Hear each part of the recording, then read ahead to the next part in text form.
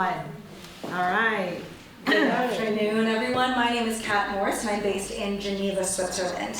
A little bit of information about me. I was trained as an intellectual property attorney, then specialized in wine law, so I'm also a sommelier, and then became a startup director, and a few years ago transitioned into corporate innovation. And right now I lead innovation at the International Air Transport Association, which is a trade association of 300 of the world's airlines.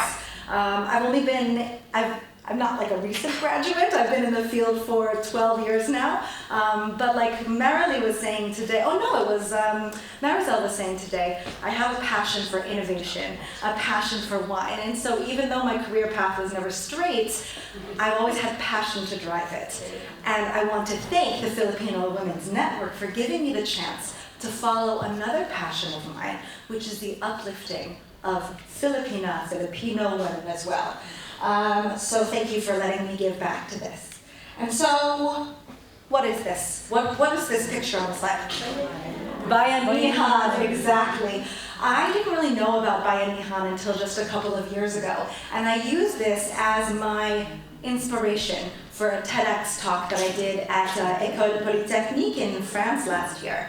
And I used this as well as my inspiration for the Global Pitch Project this year as well.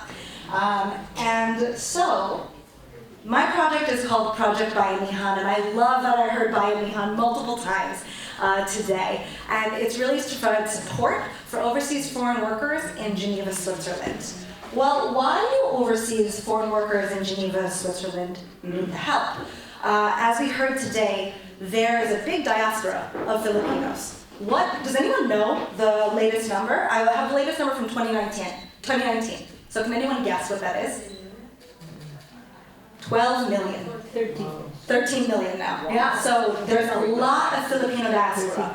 In Switzerland, which is quite a small country, we have 10,000 Filipinos that are registered. I say that are registered because many Filipinas and Filipinos come over from Greece, Spain, Italy, etc. to work in Switzerland. Why is this a big problem?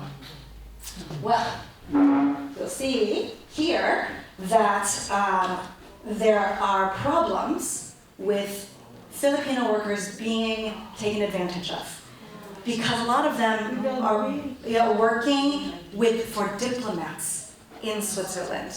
They have unfair housing, they have unfair wages. Sometimes they're being paid 10, 12 francs an hour, if they're paid at all, when our minimum wage is 27 francs an hour.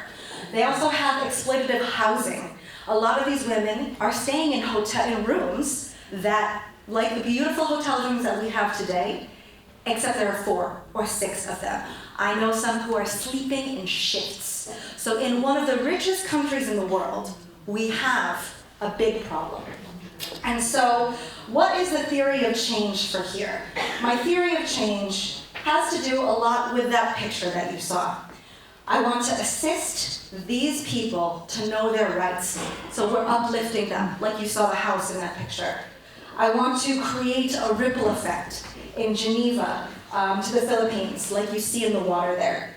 And finally, I want to perpetuate the Bayanihan spirit so that these people have a community to rest upon and they can work on. As the Honorable Indira Banyara said today, these are people who are very vulnerable and at risk.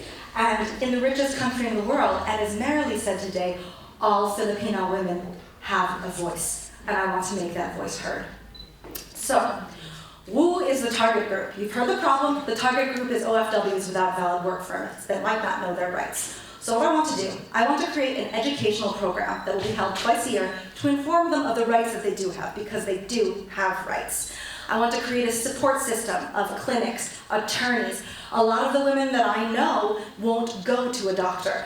You heard from Shay, who said that there's so many people who don't have access to healthcare in the Philippines, and OFWs who don't have access at all. So instead of trying to find or pay out of pocket, I want to create a support system of clinics who work pro bono to be able to have an open clinic to see them, attorneys to help people understand their rights, and get them potentially permits from in the black, to get into the black, if you will. I also want to have a French learning program for OFWs. One of the best ways to integrate into the culture is to learn the language.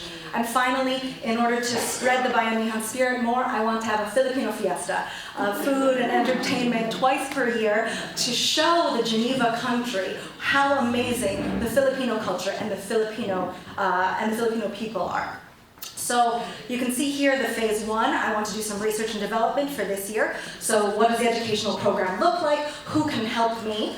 And what are the supports that I'm going to need?